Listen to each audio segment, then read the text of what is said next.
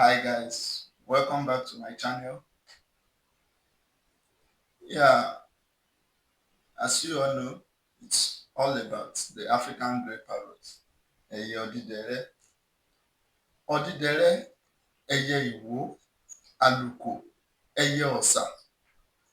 Ọ̀rọ̀ ọ̀dídẹrẹ́ ó máa ń jẹyọ níbi àdéhùn ṣíṣe. Ìyẹn ni pé tí àdéhùn bá wà láàárín èèyàn méjì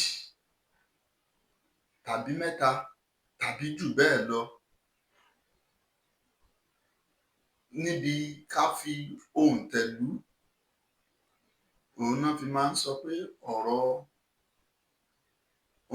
ń sọ pé ọ̀dídẹrẹ́ ẹyẹ ìwó àlùkò ẹyẹ ọ̀sà tá a bá jẹun gbé kí a má ṣe jẹ òǹgbé. Okay, what this literally means in English is that this bird is so important when it comes to covenant making. Like I said earlier in my previous videos, that Odidere, the Yoruba believes that Odidere is from Iwo. So it will now be referred to as